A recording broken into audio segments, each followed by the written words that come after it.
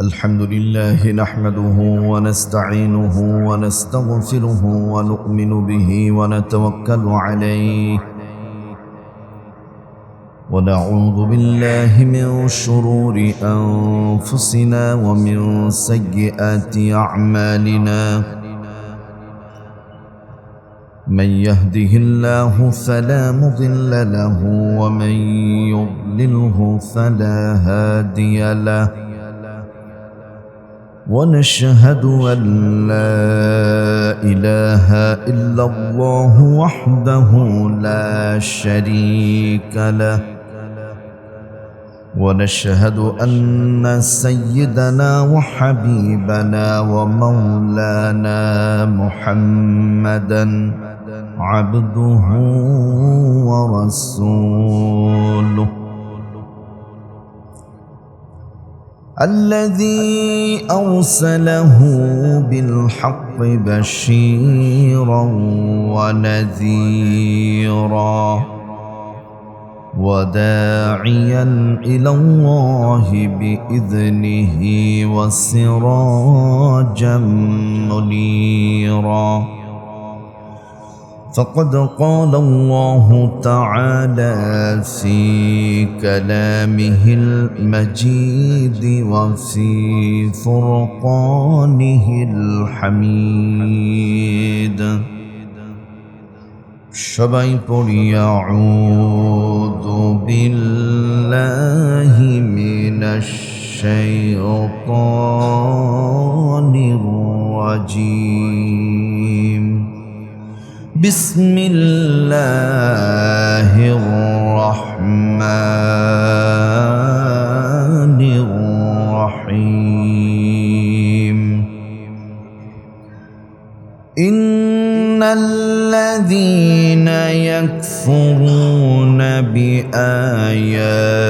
الله ويقتلون النبيين بغير حق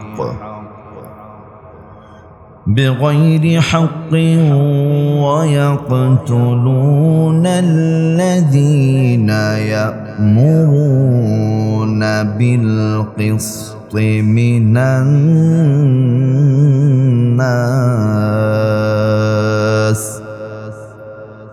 فبشرهم بعذاب أليم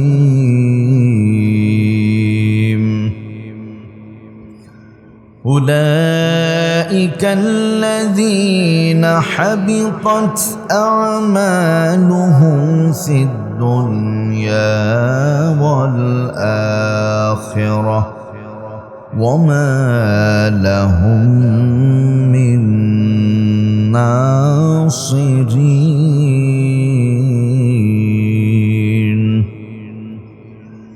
ألم تر إلى الذين أوتوا نصيبا من الكتاب يدعون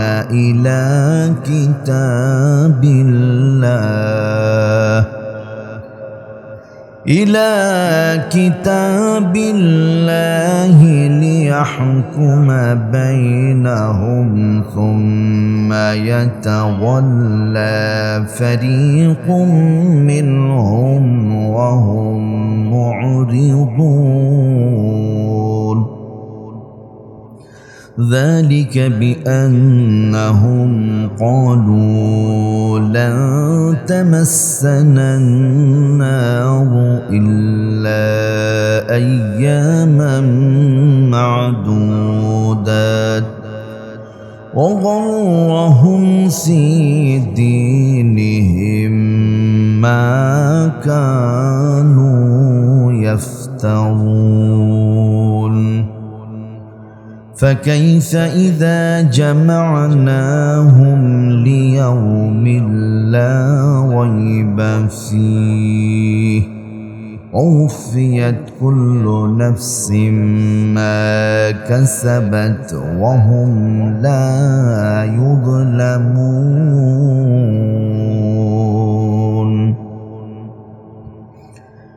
وقال تعالى في شان حبيبه ومحبوبه ومعشوقه نبينا محمد صلى الله عليه وسلم آمرا ومخبرا إن الله وملائكته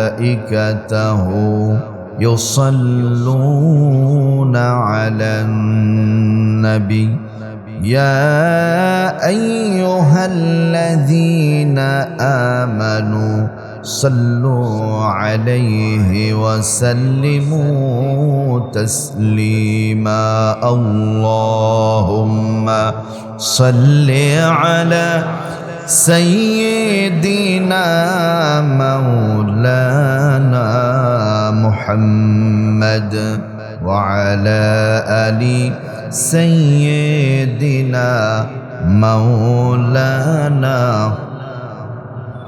اللهم صل على سيدنا مولانا محمد وعلى آل سيدنا مولانا مشرق حب محمد مطلع ديوان ما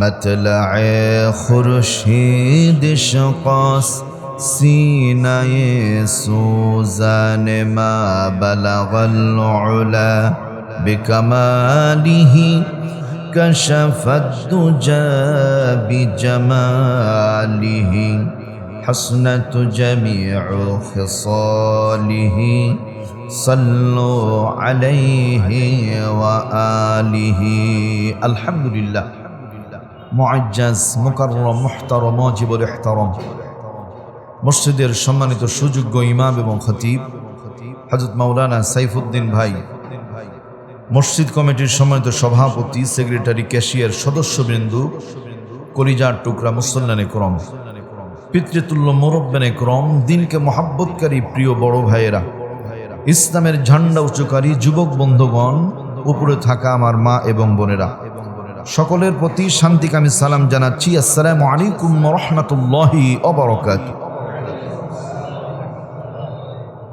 আল্লাহ রাব্বুল আলামিনের মহান দরবারে আলিশানে শুকরগুজার হচ্ছি, যিনি করুণা করে, যাচাই বাছাই করে, সিলেক্ট করে আল্লাহ রাব্বুল আলামিনের পৃথিবীর মধ্যে সবচাইতে দামি জায়গা আল্লাহর ঘর মসজিদে সালাতুল মাগরিবের 3 রাকাত ফরজ নামাজ জামায়াতের সাথে আদায় করার সুযোগ করে দিয়েছেন। জবান খুলে একসাথে পড়ে নিচ্ছি আলহামদুলিল্লাহ। দুরূদ এবং সালাম পড়ছি আমাদের প্রিয় নবী, প্রিয় নেতা, প্রিয় রাসূল, হাবিবে আকরাম, রসুল আকরাম, মা আমিনার মরুদুলাল, আহমদ মুজতবা মুহাম্মদ মুস্তাফা সাল্লাল্লাহু তাআলা আলাইহি ওয়াসাল্লামের শানে। আত্মার মাগফিরাত সমগ্র বিশ্বের মুসলিম উম্মার জন্য, যারা মাটির বাড়ি কবরে কালাতিপাত করছেন, আল্লাহ তাআলা প্রত্যেককে মাফ করে জান্নাতের সুউচ্চ মাকাম দান করুন, আল্লাহুম্মা আমিন।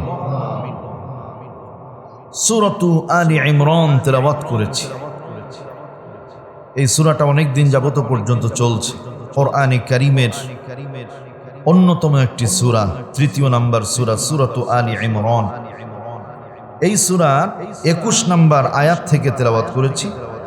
আল্লাহ রাব্বুল আলামিন দয়া করলে, মেহেরবানি করলে নির্ধারিত সময়ের ভেতরে পঠিত আয়াতগুলোর উপরে আমরা আলোচনা করব, শুনবো আমলের নিয়তে। সবাই বলি ইনশাআল্লাহ। আল্লাহ রাব্বুল আলামিন বলেন, ইন্নাল্লাযীনা ইয়াকফুরুনা বিআয়াতিল্লাহ, নিশ্চয় যারা আল্লাহ পাকের আয়াতকে অস্বীকার করে, ওয়ায়াকতুলুনান নাবিয়্যিন, এবং নবীদেরকে হত্যা করে, বিগাইরি হক, অন্যায়ভাবে, সম্পূর্ণ অসত্য পন্থায়, ويقتلون الذين يأمرون بالقسط من الناس এমন কিছু মানুষকে হত্যা করে যারা মানুষকে দ্বীনের সহি বুঝদান করে, হক কথাগুলো বলে, এমন মানুষকেও যারা হত্যা করে। ফাবাশশিরহুম বিআযাবিন আলীম, আল্লাহ বলেন তাদের জন্য কঠিন শাস্তির সুসংবাদ। আওয়াজ করে বলি নাউযু বিল্লাহ। শাস্তির সুসংবাদ হয় না, শাস্তির দুঃসংবাদ হয়। বিষয়টা এরকম, হেফজখানায় ছাত্র পড়ে, ওস্তাদ পড়ায়, রাত্রি ৩টায় ঘুম থেকে তোলা হয়েছে, ব্রাশ করতে যায় ঘুমায়, ইস্তেনজায় যায় ঘুমায়, বাথরুমে যায় ঘুমায়। কারণ আপনি আমি যেমন মানুষ, আমাদের যেমনটি ঘুমের প্রয়োজন আছে, মাদ্রাসার ছাত্রগুলি সারা দিন পড়ে, আমাদের চাইতে তাদের বেশি ঘুমের প্রয়োজন আছে। কি বলেন, আছে না? আমার ওস্তাদ বলতেন, কোরআনে কারীম যারা তেলাওয়াত করে, কোরআন যারা মুখস্থ করে, মাথায় পাত্রে করে, ডালিতে ঝুড়িতে করে মাটি বহন করলে যে পরিমাণ একজন মানুষের শক্তি ক্ষয় হয়, পরিশ্রম হয়, আল্লাহর কোরআন মুখস্থ করতে গেলে তার চাইতেও বেশি পরিশ্রম হয়, ব্যাপক পরিশ্রম হয়। সোনার ভাইয়েরা আমার, এই গভীর রজনীতে আল্লাহর বান্দা কোরআনে কারীমের তেলাওয়াত করে, মুহাব্বত করে। আল্লাহ রাব্বুল আলামিন এই তেলাওয়াতকে আল্লাহর ভাষায় বলছেন, ইন্না কুরআনাল ফাজরি কানা মাশহুদা। আল্লাহু আকবার বলেন। মানে এখন আমি তেলাওয়াত করছি, আপনারাও করবেন, কিন্তু এই তেলাওয়াত আর ওই সময়ের তেলাওয়াত দুইটা কোনোদিন এক হবে না, ওইটা আলাদা একটা ব্যাপার। কেন আলাদা ব্যাপার? এই মুহূর্তে আপনারা সবাই দেখছেন আমি কোরআনে কারীম থেকে তেলাওয়াত করছি। ফজরের নামাজের পূর্বে বান্দা আর মালিকের যে মুলাকাত হয়, সাক্ষাৎ হয়, এই সাক্ষাৎ বান্দা আর মালিক জানে, জগতের কোনো পশু পাখিও জানে না। সুবহান। এই মানুষগুলো দামি।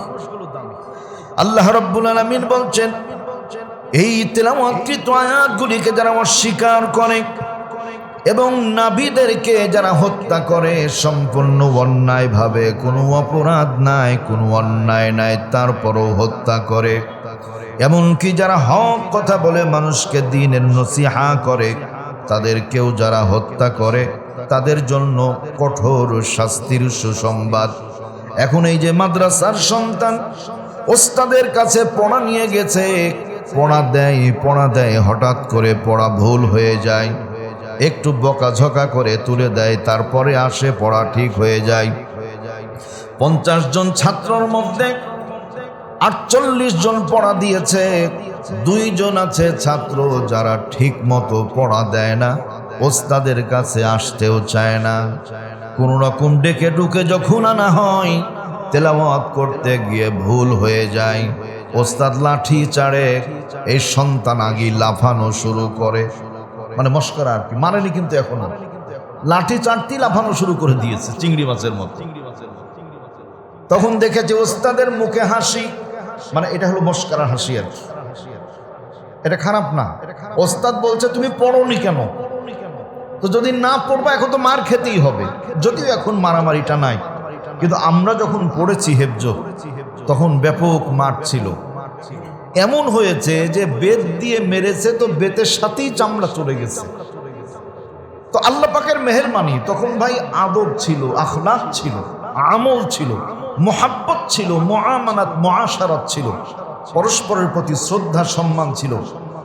আমরা ওস্তাদের সামনে জীবনে ঘড়ি হাতে দিয়েছি, মনে পড়ে না। ওস্তাদের সামনে সাইকেল চালিয়ে প্যাডেল মেরে গেছি, মনে পড়ে না। ওস্তাদ নিষেধ, ওস্তাদকে দেখে নেমে গেছি, ওস্তাদের চোখের আড়াল হয়েছে, তখন সাইকেল চালিয়েছি, এ পর্যন্ত হেঁটে গেছি, সাইকেল ঠেলে নিয়ে গেছি। এটা হলো সম্মান। সন্তান এখন লাফাং ঝাপাং করে, ওস্তাদ বুঝতে পেরেছে পড়া হয় না। এই যে ওস্তাদ সতর্ক করছে, শাসন করবে, সন্তান লাফায়, ওস্তাদও মুচকি হাসি দেয়। এই পৃথিবীর মানচিত্রে আমরা আছি যারা সকলেই ছাত্র, তারা আল্লাহ রব্বুল আলামিন হলেন ওস্তাদ। আর আল্লাহর এই ছাত্রগুণী আল্লাহর কোরআন না মেনে, রসুলের সুন্নাহকে না মেনে যারা বাতিলের সাথে হাত মিলায়, বেদিনদের সাথে চলাফেরা করে, আল্লাহ বলেন তাদেরকে কঠোর শাস্তির সুসংবাদ দিয়ে দাও। আওয়াজ করে বলেন নাউযু বিল্লাহ। এই আয়াত শেষ, মানে বিগত দিনের ব্যাখ্যা করা হয়েছে, সেই জন্য আমি আর বলছি না। ইহুদি বনি ইসরাইল জাতি এরা এত বর্বর, এত জালেম, এত কঠোর, এত কঠিন জাতি। 1 ঘন্টার মধ্যে, দিনের প্রথম ভাগে 1 ঘন্টার মধ্যে 43 জন নবী রাসূলকে তারা হত্যা করেছে। বলে নাউযু বিল্লাহ। 1 জন 2 জন না, 43 জনকে একদিনের প্রথম ভাবে 1 ঘন্টার মধ্যে 60 মিনিটের মধ্যে 43 জন নবী রাসূলকে হত্যা করেছে। কত বর্বর জাতি! শুধু তাই নয়, তাফসীরে রূহুল মাআনির মধ্যে আল্লামা আলুসি রাহমাতুল্লাহ আলাইহি তিনি বলেন 43 জন নবীকে হত্যা করে ক্ষান্ত হয়নি। দিনের আর এক ভাগে 120 জন যারা আল্লাহওয়ালা মানুষ, নেককার মানুষ, দ্বীনের কথা বলে, এমন 120 জনকেও তারা হত্যা করেছে। ওয়ায়াকতুলুনা আন-নাবিয়্যিনা বিগাইরি হাক্কিন ওয়ায়াকতুলুনা আল্লাযীনা ইয়া'মুরুনা বিল কিসতি মিনান নাস। এরা হলো খুব বর্বর। আল্লাহ এই জন্য বর্বরদের জন্য একটা শব্দ চয়ন করেছেন, ফাবাশশিরহুম বিআযাবিন আলীম। হে রাসূল, আপনি তাদেরকে সুসংবাদ শোনান কঠোর শাস্তির। পরবর্তী আয়াত আল্লাহ পাক বলছেন, এই যে বর্বরতা করলো, জুলুম করলো, অন্যায় করলো, নবী রাসূলদের হত্যা করলো, ভালো ভালো মানুষগুলোকে হত্যা করলো, এদের ফায়সালা কি হবে? আল্লাহ রাব্বুল আলামিন ডাক দিয়ে বলছেন, উলাইকাল্লাযীনা হাবিতাত আমালুহুম ফিদ দুনিয়া ওয়াল আখিরাহ ওয়ামা লাহুম মিন নাসিরিন।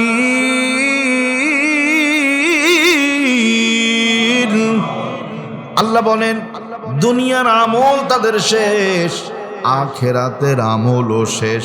ভাইরা আমার, দুনিয়ার আমলও শেষ, আখিরাতের আমলও শেষ। তার মানে বাপের বাড়ির থেকে ওয়ারিশ সূত্রে যা পেত তাও নাই, আইন কাম করে যা জমিয়েছিল তাও নাই। এই লোকগুলোর কাজ হলো ডোর টু ডোর, হাত পাতা ভিক্ষা ছাড়া কোনো উপায় না। দুনিয়াতে ভিক্ষা চাইলে পাওয়া যায়, আসলে ময়দানে সুযোগ আছে না। বাপ মাই তো দিবে না, একটা নেকি দিবে না ভাই, একটা নেকি দিবে না। যেই সন্তানগুলির জন্য আপনি আমি ইনকাম করি, বেতন হলো 50,000, সুযোগ এসেছে বাকি 20,000, একটা স্বাক্ষর করলেই হয়ে যাবে। আপনি আমি নিব না, মন চাই না, কারণ আমার জন্য আপনার জন্য বেশি দরকার নাই। একটা পেটে কত লাগে? তখন মনে হয় বিবি আছে, সন্তান আছে, একটু নিলে ওরা ভালো থাকবে। এই বিবি আর সন্তানের মুখের দিকে তাকিয়ে বাকি 20,000 টাকা নিয়ে নি। আল্লাহ বলে, বান্দা মালিকের উপর তাওয়াক্কুল করে যদি 85 খুশি থাকতা, 20 যদি না নিতা, আমি আল্লাহ ওর মধ্যে বরকত দিতাম। 20 গ্রহণ করার কারণে সব তোমার হারাম হয়ে গেল, সব হারাম হয়ে গেল। কেন? এই জন্যই হয়েছে ওয়া মাতআমুহু হারামুন, খাবারগুলি হারাম হয়ে গেল। ওয়া মালবাসুহু হারামুন, পোশাকগুলি হারাম হয়ে গেল। সব কিছু হারাম হয়ে গেল ভাই। ওই টাকা পয়সা দিয়ে রক্ত গোশত যা কিছু দেহে তৈরি হবে সব হারাম হয়ে গেছে। 1,00,000 বার ওযু করলে পবিত্র হবে না। পবিত্র করার শরীয়তের বিধান হলো ওই ব্যক্তির টাকা ফেরত দিতে হবে, মাপ চাইতে হবে, এরপরে ওযু করলে পবিত্র হবে। হারাম মাল দেহে রেখে দেহ পবিত্র করা যায় না। হাবিতাত আমালুহুম ফিদ দুনিয়া ওয়াল আখিরা, সবই শেষ। এখানে একটা বিষয়, কোরআনে কারীমটা হলো সার্বজনীন, শুধু আজকের জন্য না, ছিল, আছে, থাকবে ইনশাআল্লাহ। বলেন ইনশাআল্লাহ। এটা হলো সার্বজনীন।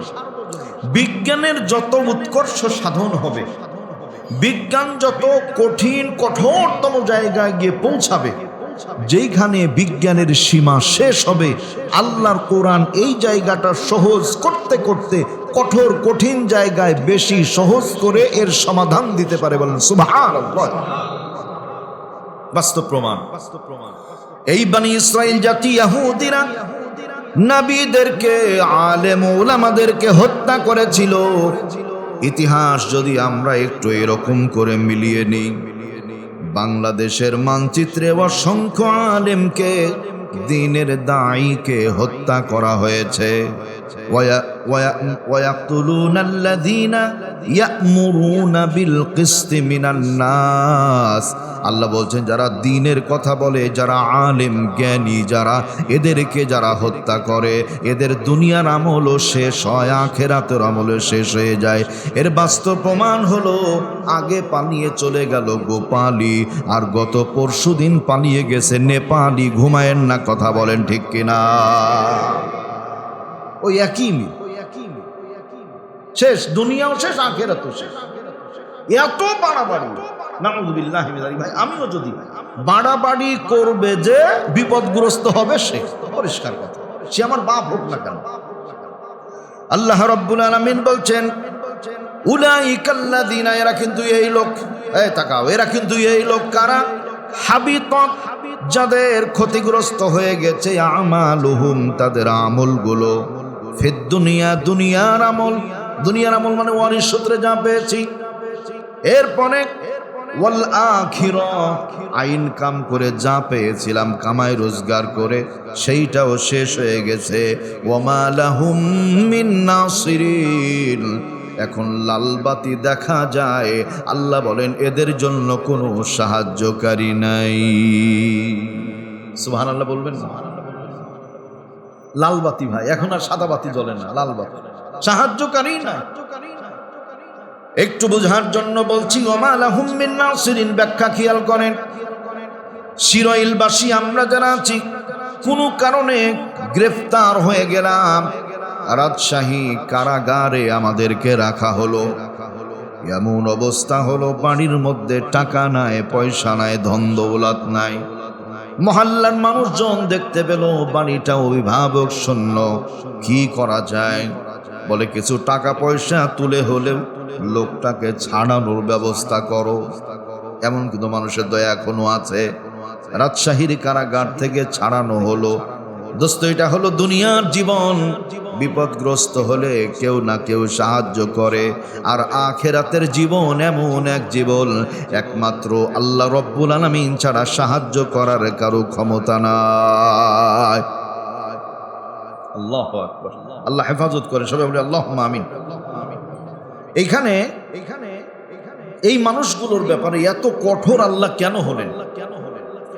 আল্লাহ কঠোর হওয়ার পিছনে কারণ হলো কয়েকটা বিষয় এখানে বলা হয়েছে। এক নাম্বার, ওরা সর্বপ্রথম হযরতে মূসা আলাইহিস সালামকে অস্বীকার করেছে। নাউযুবিল্লাহ বলেন। মূসা আলাইহিস সালামকে মানতে চায়নি, তাওরাতকে বাদ দিয়েছে, ইনজিলকে মানতে চায়নি, এমনকি সর্বশেষ কোরআনকেও তারা মানতে অস্বীকার করেছে। শেষ নবী মুহাম্মদুর রাসূলুল্লাহ সাল্লাল্লাহু আলাইহি ওয়াসাল্লামকেও মানতে অস্বীকার করেছে। নাউযুবিল্লাহি মিন যালিক। অথচ এই নবীকে মানা, এই নবীর প্রতি আনুগত্য করা আল্লাহর পক্ষ থেকে আপনার আমার জন্য ফরজ করে দেওয়া হয়েছে। সুবহানাল্লাহ বলেন। পৃথিবীর মানচিত্র ধ্বংস হওয়ার পূর্বের কথাগুলি খেয়াল করেন।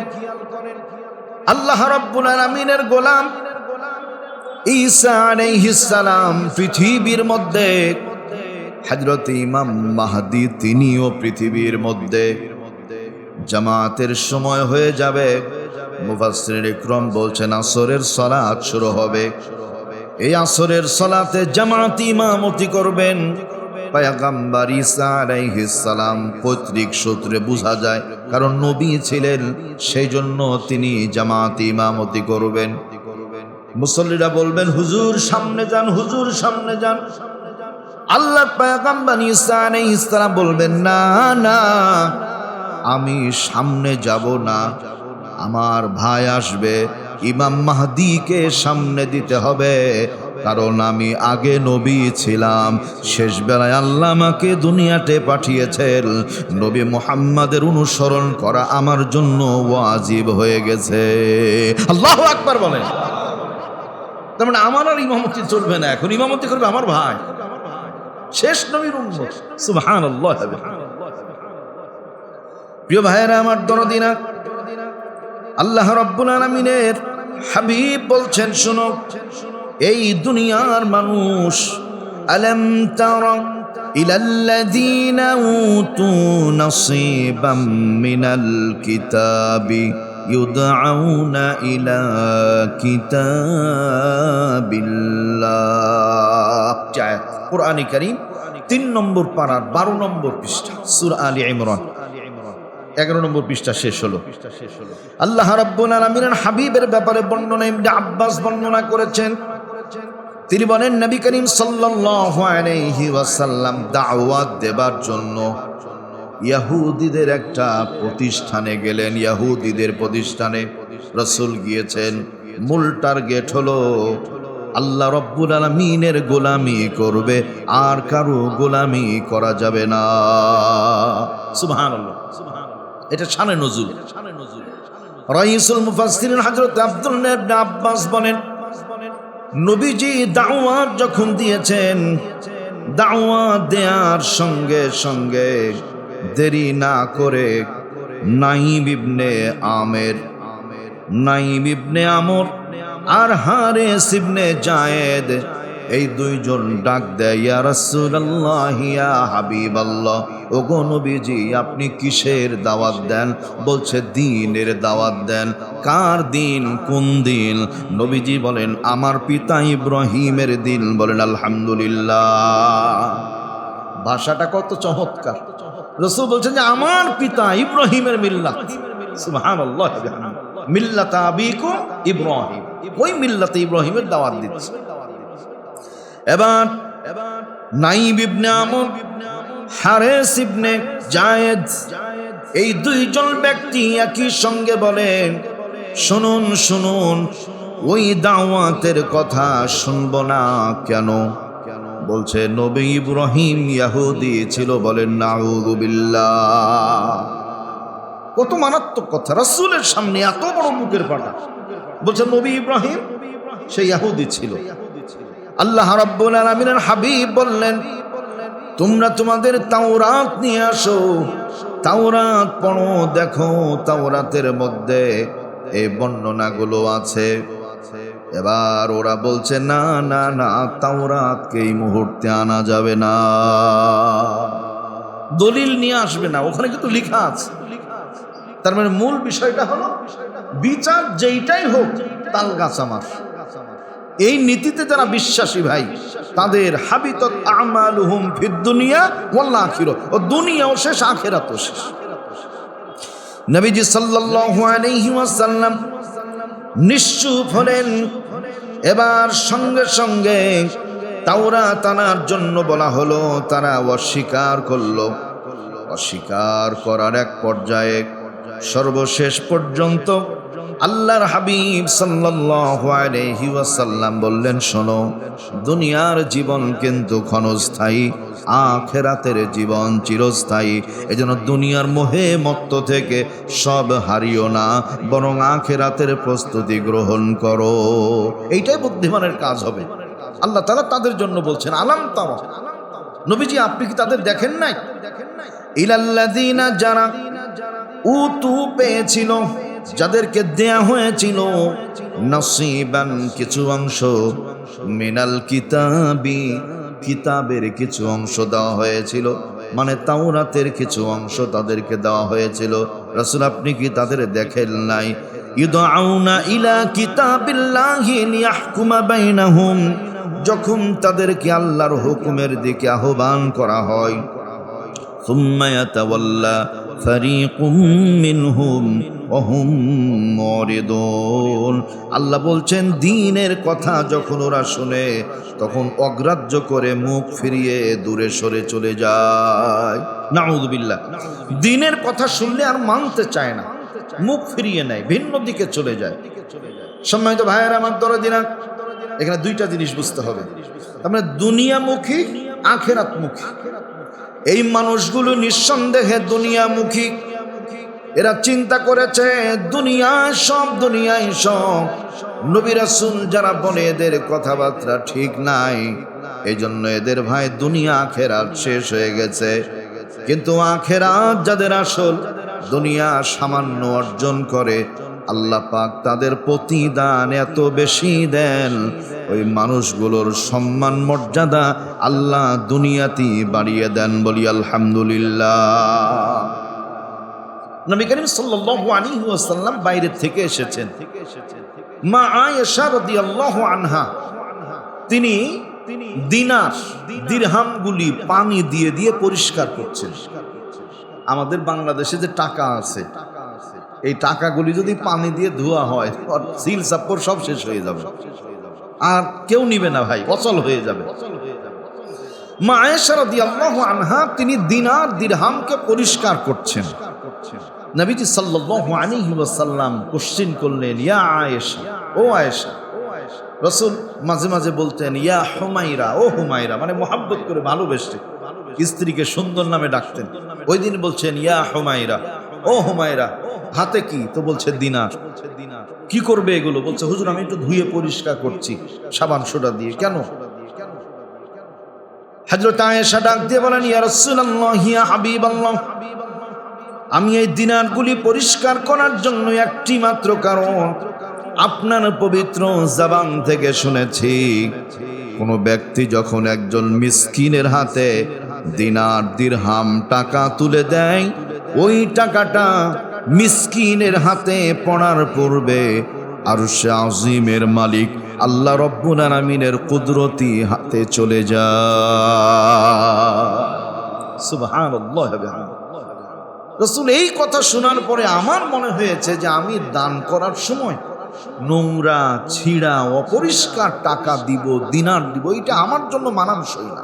কারণ আমি তো আল্লাহকে দিচ্ছি, তো আমার আল্লাহকে দিলে আমি কি একটু ময়লাটা দিব? না, এটা হতে পারে না। সিরাতের মাসে আরেকটি কথা মনে পড়লো, বলি নবীজি সাল্লাল্লাহু আলাইহি ওয়াসাল্লামকে জিজ্ঞেস করা হয়েছিল, আল্লাহর হাবিব আপনার জন্মদিন কোনটা? নবীজি বলছেন ইয়াউমাল ইসনাইন, আমার জন্মদিন হলো সোমবার। বলেন আলহামদুলিল্লাহ। আল্লাহর হাবিব অধিকাংশ সময় সোমবার আর বৃহস্পতিবার সিয়াম পালন করতেন। জিজ্ঞেস করা হলে রাসূল বলেছেন যে আল্লাহ সোমবারের দিন আমাকে পৃথিবীতে পাঠিয়েছেন, আমি মালিকের শুকরিয়ার জন্য সোমবারে রোজা রাখি। বলেন আলহামদুলিল্লাহ। আল্লাহর হাবিবকে সাহাবা একরাম জিজ্ঞেস করেন, ইয়া রাসূলুল্লাহ, ইয়া হাবিবাল্লাহ, সপ্তাহের মধ্যে সোমবার রোজা রাখেন আপনি, এই দিন পৃথিবীতে এসেছেন, বৃহস্পতিবারের দিন আপনার সিয়াম পালন করার কারণ কি? আল্লাহর হাবিব বলেছেন বৃহস্পতিবারের দিন গোটা সপ্তাহের মানুষের যত আমল আছে সব আমলগুলো মালিকের দরবারে উঠানো হয়। আমি রাসূল চাই আমি রোজা অবস্থায় আমার আমল যেন আমার আল্লাহর দরবারে পৌঁছে যায়। সুবহানাল্লাহ। এই সোমবার বৃহস্পতিবারের ফজিলত। সম্মানিত ভাইয়েরা আমার, আল্লাহর হাবিব বলেন ইয়া হুমায়রা, চিন্তাটা বড় ভালো। নবীজি সাল্লাল্লাহু আলাইহি ওয়াসাল্লামের বর্ণনা অনুযায়ী হযরত আয়েশা মিসকিনকে দান করার সময় পরবর্তীতে আর কোনোদিন ছেঁড়া ফাটা ময়লা কোনো দিনার দিরহাম দেন নাই, পরিষ্কার করে চকচকে দিনার দিরহাম দিয়েছেন। এটা হলো মা আয়েশার ব্যাপার। আর মা আয়েশার সন্তান আমরা যারা আছি, কিছু মানুষ বাদে অধিকাংশ জুমার দিনে এমন টাকা পয়সা মসজিদে দিই যা সমাজের ভিক্ষুকও নিতে চায় না। কি ভাই, কথা ভুল বললাম না ঠিক বললাম? আপনারা ঠিক না বললেও ঠিক, কারণ আমরা তো মসজিদের সাথেই আছি। মানে দুনিয়ার যত অচল, মানে যেই টাকার উপরে বয়স্ক ভাতা ওয়াজিব হয়ে গেছে ওই টাকা দেয়। কারণ জুমার কোটা তো আর কিছু বলতে পারছে না যে আমি নিব না, এ তো আর বলতে পারছে না। অচল মাল যত সব এখানে চালায়। আস্তাগফিরুল্লাহ আল-আযীম। সম্মানিত দরদিরা আমার, আল্লাহ রাব্বুল আলামিন বলছেন মুমিন যারা হবে মালিকের সন্তুষ্টির জন্য সব সময় ভালোগুলো তারা দিবে। ইউদাউনা ইলা কিতাবিল্লাহ, আল্লাহ পাক বলেন যখন তাদেরকে আহ্বান করা হলো এই কিতাবের দিকে, লিয়াহকুমা বাইনাহুম, এর যা হুকুম আছে, সুম্মা ইয়াতাওয়াল্লা ফারিকুম মিনহুম ওয়া হুম মুরিদুন, আল্লাহ বলছেন তারা তখন বক্রতা দেখালো, দিনের কথাগুলি অগ্রাহ্য করলো। আরেকবার বলতে হবে নাউযু বিল্লাহ। পরবর্তী আয়াত আল্লাহ তাআলা বলছেন যালিকা বিআন্নাহুম ক্বালু লা তামাসসানান-নারু ইল্লা আইয়ামান মা'দুদাত। আল্লাহু আকবার। আমাদের মধ্যে অনেক ভাই আছি আমরা, কোরআনের কথা দেখেন, এই বলে আমার পীর সাহেব আছে, দুশ্চিন্তার কোনো কারণ নাই। আমার নেতা আছে, দুশ্চিন্তার কোনো কারণ নাই। রাষ্ট্রপতির সাথে যদি কারো সম্পর্ক থাকে, মনে করে অপরাধ টুকটাক করলেও পার হয়ে যাব, কেউ কিছু বলবে না। ঠিক ইহুদিরা কি কথা বলে, আমরা অপরাধ যদি করি, ত্রুটি বিচ্যুতি করি, তাহলে সামান্য কয়দিন জাহান্নামের আগুনে আল্লাহ দিবেন, এরপরে আল্লাহ আবার ছেড়ে দিবেন ভালো, আমরা জান্নাতে চলে যাব, বেশি দিন জাহান্নামে থাকতে হবে না। আরেকবার বলেন নাউযু বিল্লাহ। আল্লাহ বলছেন যে বোকার রাজ্যে বসবাস করছে, এটা চরম মূর্খতা, এটা হতে পারে না। আল্লাহ রাব্বুল আলামিন হাসরের ময়দান যেদিন কায়েম করবে, ওই দিন কেউ কারো পক্ষে সুপারিশ করতে পারবে না, কেউ কারো পক্ষে সাফাই গাইতে পারবে না। শুধুমাত্র শাফাআত করার সুযোগ যিনি পাবেন তিনি হলেন মুহাম্মাদুর রাসূলুল্লাহ সাল্লাল্লাহু আলাইহি ওয়াসাল্লাম। আর আল্লাহ যাদেরকে সুযোগ দিবেন তারাই পারবেন। অধিকাংশ ব্যক্তি সেই দিন কথা বলার ক্ষমতা রাখবেন না, এমনকি নবী রাসূলুল্লাহ পর্যন্ত নিশ্চুপ থাকবেন, চিন্তিত থাকবে। তাহলে আমি আপনি কিভাবে বলি যে অল্প কিছুদিন পরই মাপ পেয়ে যাব? আল্লাহ তাআলা বলছেন এই কথাগুলি বলার পেছনে কারণ হলো ওয়াগরহুম ফি দীনিহিম মা কানু ইফতারুন। আল্লাহ বলেন এই কিছু দিনই অর্থাৎ বদ্দিনী প্রবঞ্চনা তাদেরকে এমন করেছে, দিনহীন করে দিয়েছে, কিছু ধোঁকাবাজি তাদের ভিতরে তৈরি হয়েছে, দিন থেকে তাদেরকে বের করে দিয়েছে।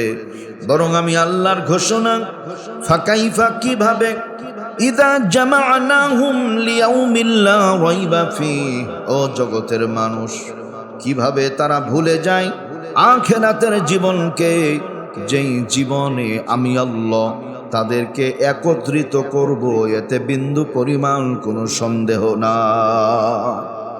এক জায়গায় যেতেই হবে, সে যেই হোক, নোরা পাগলা হোক আর নেপালি হোক, যেই হোক, এক জায়গায় সব হাসরের ময়দানে, দূরে থাকার কোনো সুযোগ নাই। প্রিয় ভাইয়েরা আমার, মানুষ দেখতে দেখতে যখন অতিষ্ঠ হয়ে যায় মানুষের ব্যবহারে, তখন মানুষ বয়কট করে, আস্তে আস্তে মন থেকে বয়কট করে। আর বয়কট যখন মানুষ করে, তখন প্রশাসন দিয়ে এরপরে অন্যান্য কোনো বিষয় দিয়ে মানুষকে আর ঠেকানো যায় না, বাস্তব যা সেইটাই প্রতিফলিত হয়। তাওরাতের মধ্যে নবীজি সাল্লাল্লাহু আলাইহি ওয়াসাল্লাম বললেন, মানুষ যদি কেউ ব্যভিচারে লিপ্ত হয় তাহলে এই তাওরাতেও কিন্তু রজমের কথা আছে, ইনজিলের মধ্যে আছে। আবার বলছি, কেউ যদি ব্যভিচারে লিপ্ত হয়, সাক্ষী ঠিক মতো পাওয়া যায় যে লোকটা ব্যভিচার করেছে, বিবাহিত বিবাহিতা দুইজন নারী আর পুরুষ, এদেরকে রজম করতে হবে, বুক পর্যন্ত মাটিতে গেড়ে দিয়ে পাথর মেরে মেরে হত্যা করতে হবে। এটার নামই হলো রজম করা।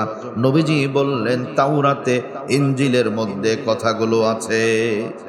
নবী সাল্লাল্লাহু আলাইহি ওয়াসাল্লাম এই কথা বলার পরে আব্দুল্লাহ ইবনে সুরিয়া আল ফুদুকি, এই লোকটা মুহূর্তের মধ্যে তাওরাত নিয়ে চলে আসলো।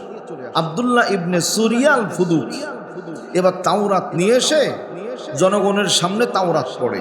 দেখেন, তাওরাত পড়ে নিয়ম এইরকম করে, তাওরাত পড়ে তাওরাত পড়ে তাওরাত পড়ে, পড়তে পড়তে তাকান, ওই রজমের আয়াত যখন আসে তখন বাম হাত দিয়ে চেপে ধরে নিচেরটা পড়ে চলে যায়।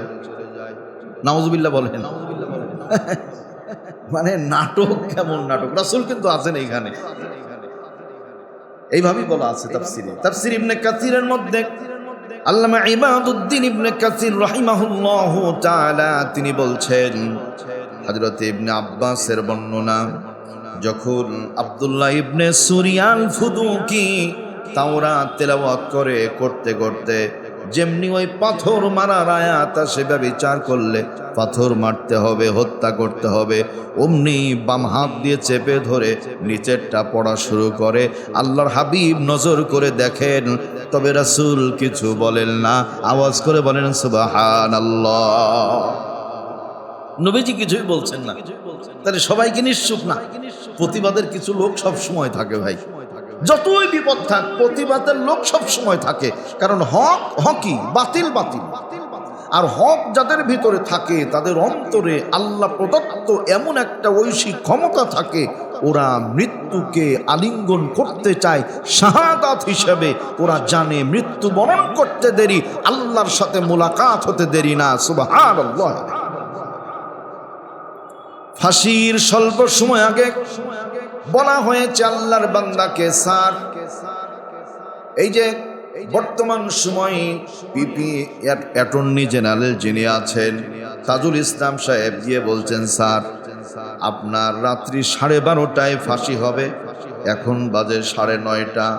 আল্লাহর গোলাম শোনার পরে বলছেন, আলহামদুলিল্লাহ, লম্বা সময়, এখনো 2.5 ঘন্টা বাকি। মারহাবা বলেন।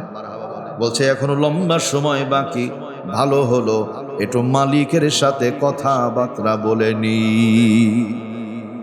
মনে ভয় না, কারণ ফাঁসির রশি গলায় যাবে আর আল্লাহর বান্দার জন্য জান্নাত ওয়াজিব হয়ে যাবে। সুবহানাল্লাহ।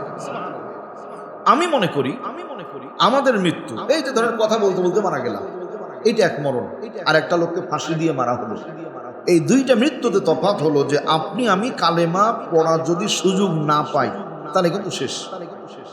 আর যার ফাঁসি হচ্ছে ও কিন্তু জানে যে আমার এই সময় মৃত্যু হবে, মৃত্যুর পূর্বে সুন্নাত তরিকায় ওযু করে 2 রাকাত সালাতুল হাজতের নামাজ পড়ে, তাওবার নামাজ পড়ে, আল্লাহর কাছে হাত তুলে জান ধরে কাঁদে, মালিককে ডাকে, চিৎকার করে করে মালিককে ডাকে, দাড়িগুলি ভিজিয়ে দেয়, আর কালেমা শাহাদাত পড়তে পড়তে ফাঁসির মঞ্চে যায়।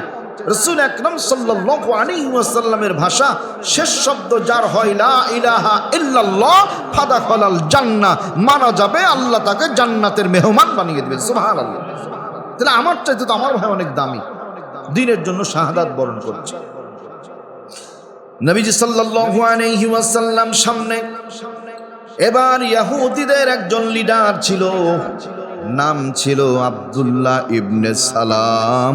আব্দুল্লাহ ইবনে সালাম তাওরাতের বড় জাইয়েদ আলেম, পণ্ডিত আলেম।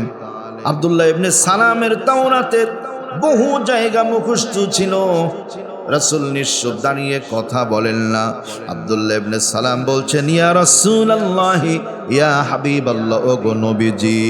এই আব্দুল্লাহ ইবনে সুরিয়াল ফুদুকি রজমের আয়াত কিন্তু বাদ দিয়ে দিয়ে চলে যাচ্ছে। ও চালাকি করলেও আমি চালাকি ধরে ফেলেছি, বলেন সুবহানাল্লাহ। সেখানে রাসূল সাল্লাল্লাহু আলাইহি ওয়াসাল্লাম যখন এই রজমের কথা বললেন, ওরা এত নাখোশ, মানে হক কথা বললে কিছু মানুষ খুব কষ্ট পায়। আল্লাহ তাআলা বলছেন, ফাকাইফা ইযা জামা'নাহুম লিয়াউমিন লা রাইবা ফি, কিভাবে মানুষ এ ব্যাপারে নিশ্চিন্ত থাকে যে তাদেরকে অবশ্যই এক জায়গায় করা হবে ওই দিন, এতে কোনো সন্দেহ নাই। ওই দিন মানে হাসরের ময়দানে। ওয়াফিয়াত কুল্লু নাফসিম মা কাসাবাত, এবং তাদের যত প্রাপ্য আছে আল্লাহ পরিপূর্ণ দিবেন, কাউকে কম দিবেন না। ওহুম লা ইউযলামুন, আর তাদের প্রতি বিন্দু পরিমাণ কোনো জুলুম করা হবে না। প্রিয় ভাইয়ের আমার, আল্লাহ রাব্বুল আলামিন এত দয়াবান, এত মেহেরবান, এত দয়ার সাগর যে আল্লাহ তাআলা তিনি বলছেন যে ওই দিন আমি মানুষকে দানের ক্ষেত্রে কোনোভাবেই কোনো জুলুম করব না, যে যা পাবে তাই দিব, একটু কম দিব না। সুবহানাল্লাহ ওয়া বিহামদিহি। আজকের এই তেলাওয়াতকৃত আয়াতগুলির থেকে আমরা বেশ কয়েকটা মেসেজ পেয়েছি। তার মধ্যে নবী রাসূলদের হত্যা করা সবচাইতে নিকৃষ্ট কাজ, আলেমদের হত্যা করা, এই জ্ঞানওয়ালা দ্বীনের জ্ঞান যাদের আছে তাদেরকে হত্যা করা পৃথিবীর মানচিত্রে নিকৃষ্ট কাজ। মান ক্বাতালা নাফসান বিগাইরি নাফসিন আও ফাসাদিন ফিল আরদি ফাকান্নামা ক্বাতালান নাসা জামিআ। আল্লাহ বলছেন যে ফাসাদ সৃষ্টি করেনি, কাউকে হত্যা করেনি, এটা নির্দোষ মানুষকে কেউ যদি হত্যা করে, সারা পৃথিবীর মানুষকে হত্যা করলে যে গুনাহ তার আমলনামায় সেই গুনাহ হবে, নাউযুবিল্লাহ। পক্ষান্তরে একজন মানুষকে কেউ যদি বাঁচিয়ে দেয়, সারা দুনিয়ার মানুষকে বাঁচিয়ে দিলে যেই সওয়াব আল্লাহ আমলনামায় সেই সওয়াব লিখে দিবেন। সুবহানাল্লাহ। এই জন্য ভাই আসুন আমরা দ্বীনের এই বুঝগুলো অন্তরের মধ্যে ধারণ করি।